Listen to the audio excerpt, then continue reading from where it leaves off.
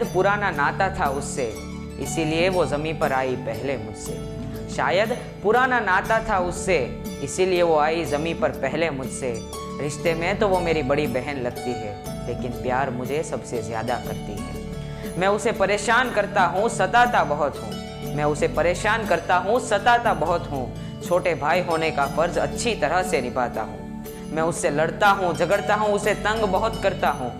मैं उससे लड़ता हूँ, झगड़ता हूँ, उसे तंग बहुत करता हूँ, लेकिन उससे दूर जाने पे उसे याद बहुत करता हूँ। पापा की तरह डांटती है, माँ सा प्यार करती है। पापा की तरह डांटती है, माँ सा प्यार करती है। टीचर बन के समझाती है और कभी दोस्त बन के हंसाती है। टीचर बन के समझाती है तो कभी दोस्त बन के हंसाती है। वो कॉलेज से आती है तो कहता हूँ कॉलेज में क्यों नहीं रहती, और जब कॉलेज जाती है तब सोचता हूँ घर पे क्यों नहीं रहती।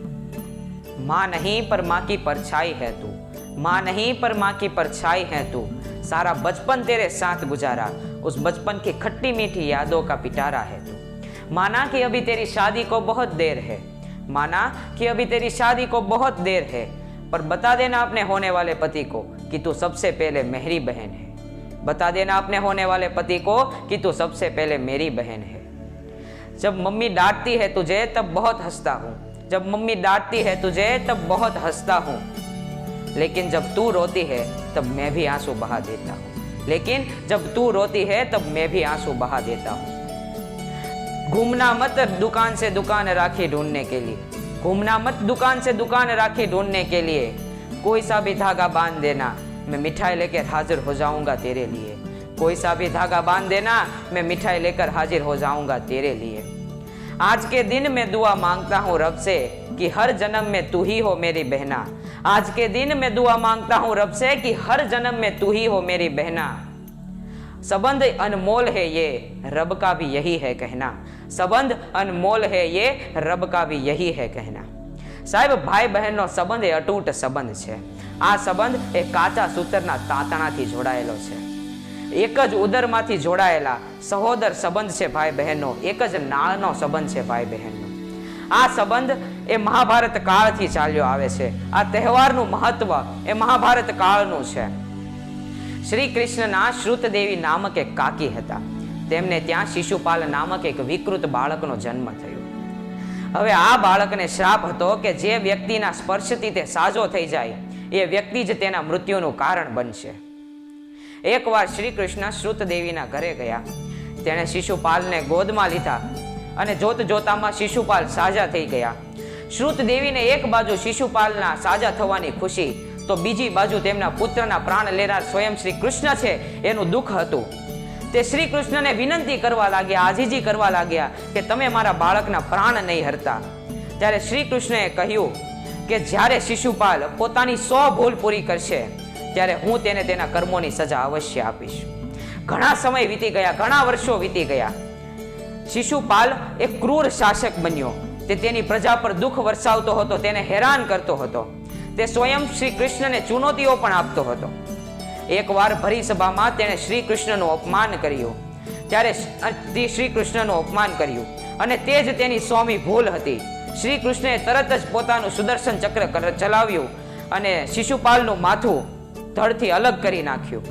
અને આ દરમિયાન સુદર્શન ચક્રના કારણે શ્રી કૃષ્ણની આંગળીમાં ઈજા થઈ, તેના હાથમાંથી લોહી વહેવા માંડ્યું।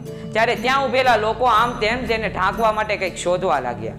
ત્યારે દ્રૌપદીએ કંઈક પણ વિચાર્યા વગર પોતાનો સાડીનો છેડો ફાડીને તે આંગળી પર બાંધી દીધો અને ત્યારે શ્રી કૃષ્ણએ કહ્યું કે હે બહેન, હું આજથી સદૈવ તારી રક્ષા માટે તત્પર રહીશ, હું સદૈવ તારી સાથે જ રહીશ। અને સાહેબ ત્યારથી આ રક્ષાબંધનનો તહેવાર ચાલ્યો આવે છે।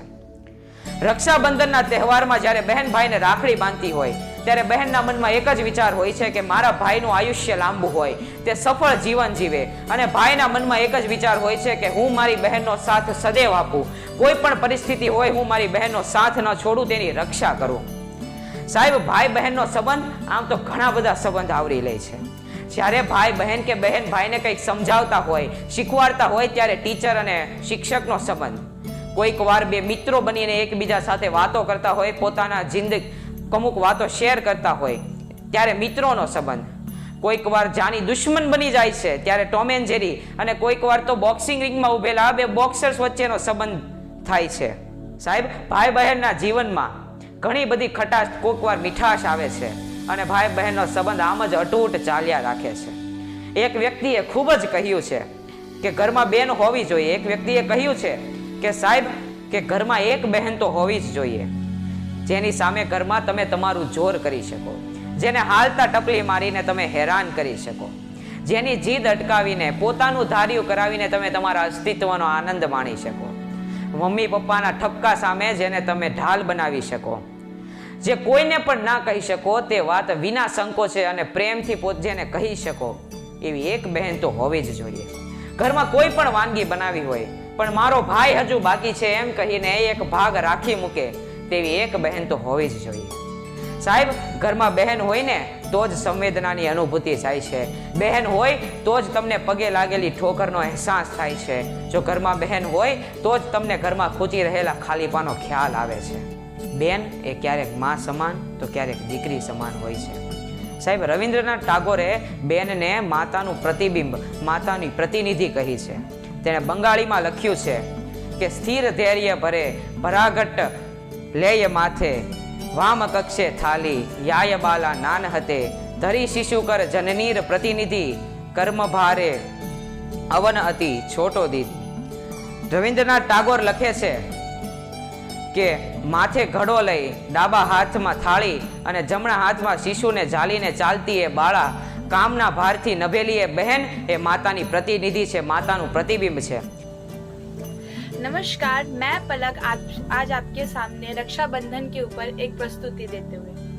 रक्षाबंधन भारतीय धर्म संस्कृति के अनुसार रक्षाबंधन का त्योहार श्रावण माह की पूर्णिमा को मनाया जाता है. यह त्योहार भाई बहन को स्नेह की डोर में बांधता है. इस दिन बहन अपने भाई के मस्तक पर टीका लगाकर रक्षा का बंधन बांधती है, जिसे राखी भी कहते हैं. एक हिंदू व जैन त्योहार है जो प्रति वर्ष श्रावण मास की पूर्णिमा के दिन मनाया जाता है. श्रावण, सावन भी कहा जाता है, में मनाए जाने कारण इस श्रावण या सलूने, इसको सलूनो भी कहते हैं. राखी कच्चे सूत जैसे सस्ती वस्तु से लेकर रंगीन कलावे, रेशमी धागे तथा सोने या चांदी जैसे महंगी वस्तु तक की भी हो सकती है. रक्षाबंधन भाई बहन के रिश्ते का प्रसिद्ध त्योहार है. रक्षा का मतलब सुरक्षा और बंधन का मतलब बाध्य है. रक्षाबंधन के दिन बहनें भगवान से अपने भाइयों की तरक्की के लिए भगवान से प्रार्थना करती है. राखी सामान्यतः बहनें भाइयों को ही बांधती है, परंतु ब्राह्मणों, गुरुओं और परिवार में छोटी लड़की द्वारा सम्मानित संबंधियों जैसे पुत्री द्वारा पिता को भी बांधी जाती है. कभी कभी सार्वजनिक रूप से किसी नेता या प्रतिष्ठित व्यक्ति को भी राखी बांधी जा सकती है. रक्षाबंधन के दिन बाजार में कई सारे उपहार बिकते हैं. उपहार के नए कपड़े खरीदने के लिए भी बाजार में लोगों को सुबह से शाम तक भीड़ होती है. घर में मेहमानों का आना जाना रहता है. रक्षाबंधन के दिन ही भाई बहन अपने बहन को राखी के बदले कुछ उपहार भी देते हैं. रक्षाबंधन एक ऐसा त्योहार है जो भाई बहन के प्यार को और मजबूत बनाता है और इसी त्योहार के दिन सभी परिवार एक हो जाते हैं. સાહેબ, આ વિડીયોના અંતે હું તમને એક જ વસ્તુ કહેવા માંગુ છું. જો કોઈ તમારી બહેન હોય તો એને આ રક્ષાબંધનના દિવસે વચન આપજો કે હું હંમેશા તારી સાથે રહીશ, તારો સાથ આપીશ, કોઈ પણ સંજોગ, કોઈ પણ પરિસ્થિતિમાં તારો સહકાર છોડીશ નહીં. જય હિન્દ, જય ભારત. Thank you.